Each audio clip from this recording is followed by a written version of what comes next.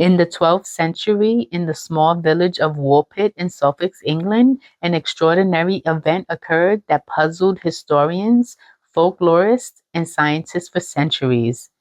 The story of the Green Children of Woolpit is one of the most mysterious and enduring legends of medieval England, a tale of two children who appeared out of nowhere with green skin and speaking an unknown language.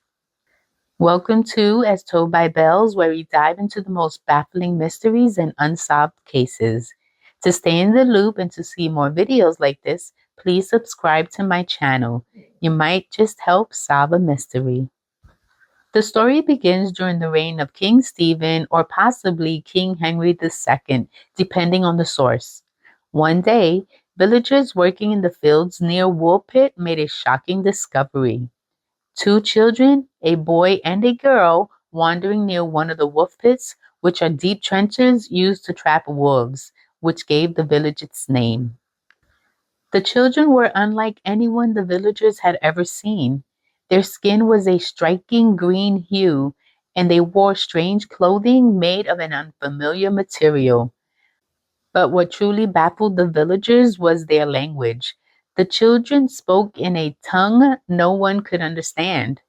Terrified and confused, the villagers took the children to the home of Sir Richard de Conn, a local landowner.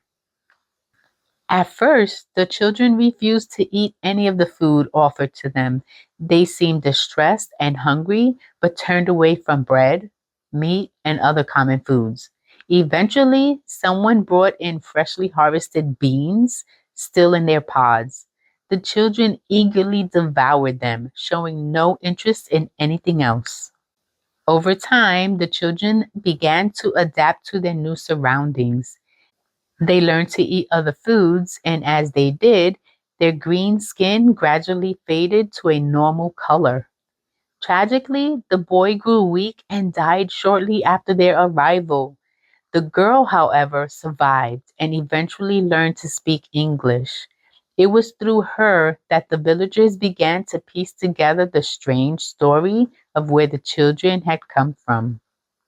According to the girl, she and her brother came from a place called St. Martin's Land, a world where the sun never shone brightly and everything was bathed in a perpetual twilight. She described her homeland as a place where all the people were green like her and her brother. She recalled that one day, while tending to their father's sheep, they heard a loud noise, like the ringing of bells. Drawn to the sound, they wandered into a cave and eventually emerged in Woolpit, blinded by the bright sunlight. The girl's account raised more questions than answers. Where was St. Martin's Land? Was it a hidden underground realm, a parallel dimension, or simply a child's imaginative explanation for a traumatic experience? The villagers were left to speculate, and the story of the Green Children became a local legend. Over the centuries, the story of the Green Children of Woolpit has inspired countless theories. Some believe it to be a folklore, a moral story about the dangers of straying too far from home.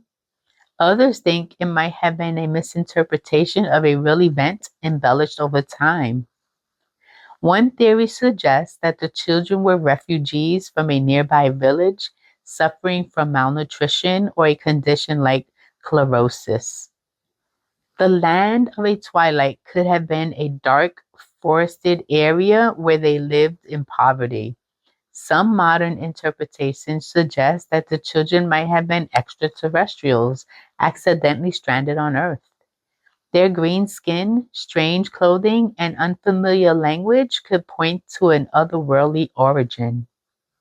The girl's description of St. Martin's Land has led them to speculate that the children came from a hidden underground civilization or even a parallel universe. The story might have been a symbolic tale, reflecting medieval fears and beliefs about the unknown. The green color could symbolize nature, fertility, or even death. After the death of her brother, the girl, now called Agnes, adapted to life in Woolpit. She learned English, converted to Christianity, and eventually married a man from King's Lynn, a town about 40 miles away.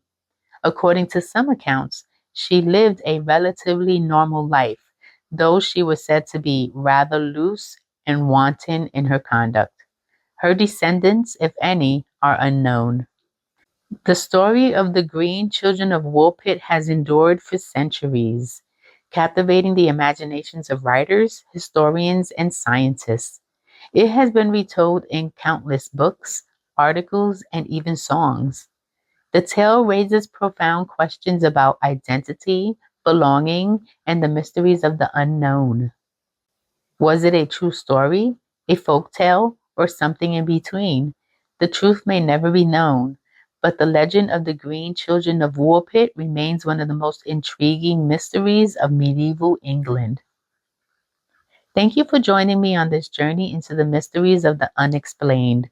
Remember to subscribe, like, and hit the notification bell to stay updated on every captivating story we uncover. Until next time, keep your eyes open and your mind curious. Stay tuned for more stories from As Told by Bells.